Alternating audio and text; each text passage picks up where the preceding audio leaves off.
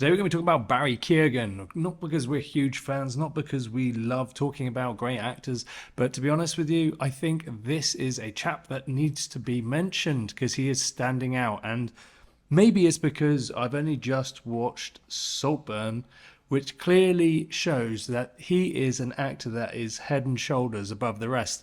Now, let's take Saltburn for example. There are a lot of great actors in that film. And Barry isn't the tallest, he's not the best looking, he's not a lot of things. But why is he just jumping out at you on the screen? And why is pretty much everyone agreeing that his performance is outstanding in that film? So my theory is it comes down to why they become actors, their technique, and what they're willing to deliver on screen. Now, what I mean by that is when you're given a set of lines or you're given a script, you can remember the lines, you can write some notes, you can try and pretend to be the character as best you can. You don't have to go Daniel Day-Lewis and go 100% method with it, but there's a lot of very good actors who don't need to do that. But how much are you committed to that role? This is the question. And when you're watching movies, there's a lot of people who are kind of half-arsing it, or they're just in there thinking, well, I'm not the main character in this movie, I'm just going to put 75% in, I've got other things going on in my life. So there's an element of this because Barry is 100 million% invested. Now you have to go back to the 1950s and look at Marlon Brando, James Dean, Elizabeth Taylor, Audrey Hepburn to really understand where this kind of actor comes from. More recently, we've had Heath Ledger. You could even put Tom Hardy in this group. And these are people who are using everything they have and throwing it at you on screen. And there's nothing magic about it.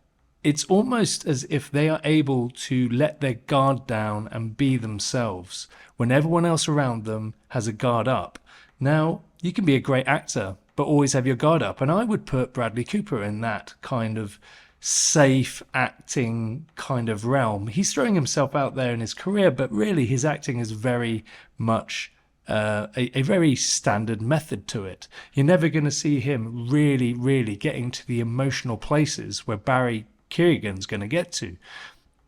It is this ability to be able to go into any role and bring himself to that role and be himself just without any care in the world apart from to do that character justice. This is what Marlon Brando did. Let's go back to Lee Strasberg and the early days of the Actors Studio, when people were kind of going away from this sort of Laurence Olivier and theatrical acting technique. Brando came on screen with A Streetcar Named Desire and he blew the audience away. He was surrounded by very theatrical actors and even they had to kind of up their game. Maybe they were leaning forward and going, what did he just say? Because sometimes you grumble, you mumble, you deliver lines which can hardly be heard, and you'll see De Niro and Pacino doing this.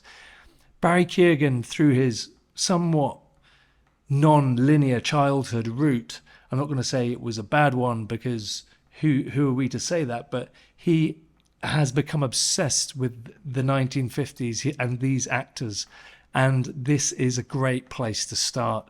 You can go to theatre school for many years and all you're going to be doing is layering upon layer and layer and layer and layer on top of what isn't really acting, because what really acting is stripping everything down. And this is what Keoghan is doing amazingly in this film. And I am going to tell you, and I think you already know, so this isn't news to you, he is going to be huge in the next 10, 15 years. I just hope that we can keep him well and keep him going and keep him on the straight and narrow, not to say that's written in stone, but we have seen things happen in the past where these very talented actors get led astray. He is 1 in a billion, in my opinion. He's up there with the Brandos. He's up there with James Dean. He has the potential to be. And that is why he is so exciting to watch. This is maybe a little love letter to Barry Keoghan. I'm not really in love with the guy, but I am in love with whatever his next film's going to be. He's lined up for Dune Part 2. He's lined up for Gladiator Part 2. Why is that? Because clearly directors see what we can all see, that this guy is an unbelievable talent and he is separated himself from the rest of the pack. Hope you enjoyed this video. Please subscribe. I will shut up about Barry Keoghan now and move on to other things. Thank you very much. Bye.